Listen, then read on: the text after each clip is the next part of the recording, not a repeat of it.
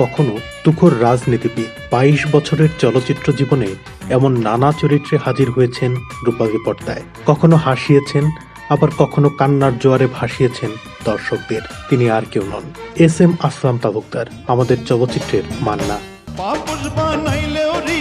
বাংলাদেশের সিনেমার ইতিহাসে নায়ক মান্না শুধুমাত্র একটি নাম নয়, একটি সোনালী অধ্যায়।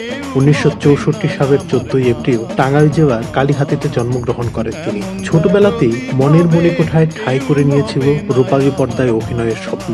সেই স্বপ্নের পিছু ছুটেই 1984 সালে এফডিসি আয়োজিত নতুন মুখের সন্ধানেতে অংশগ্রহণ করেন এবং পেয়ে যান সুযোগ। তিনি প্রথম অভিনয় করেন তবা নামের একটি চলচ্চিত্রে, যদিও তার মুক্তিপ্রাপ্ত প্রথম সিনেমা পাগলি। বেশ কিছু সিনেমায় ছোট চরিত্র, খলনায়ক কিংবা সহনায়ক হিসেবে অভিনয় করার পর 1991 সালে মোস্তফা আনোয়ার পরিচালিত কাশেম মাওলার প্রেম ছবির মাধ্যমে নায়ক হিসেবে আত্মপ্রকাশ করেন। এরপর একের পর এক চলচ্চিত্রে অভিনয় করে নিজেকে অন্যতম নায়কের কাতারে প্রতিষ্ঠা করতে বেশি সময় নেননি। বিশেষ করে বরেণ্য নির্মাতা কাজী হায়াত পরিচালিত দাঙ্গা ও ত্রাস ছবির মাধ্যমে তিনি একক নায়ক হিসেবে প্রতিষ্ঠা অর্জন করেন।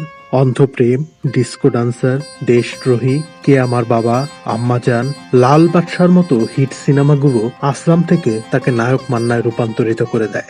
স্বামী আর স্ত্রী বানায় যেজন স্ত্রী, যে বড় কঠিন কারিগর মনোরে, যে বড় আজব জাদুকর। তার প্রতিবাদী চরিত্রের অভিনয় পর্দায় সুনিপুণভাবে তুলে ধরেছে বঞ্চিত মানুষদের কথা, যা তাকে করে তুলেছে আরো জনপ্রিয়। তিনি হয়ে উঠেছিলেন বঞ্চিত মানুষের আত্মার আত্মীয়, তাদের মান্না ভাই। নতুন জীবন ফিরে পাবো, নতুন জীবন ফিরে পাবো, তাহলে ফিরে দেওয়ার নতুন জীবন, ফিরে দেওয়ার বাবাকে, ফিরে দেওয়ার মাকে, ফিরে দেওয়ার বোনকে। তোমার আইন ফিরে দিবে আমার জীবনে 10টি বছরকে।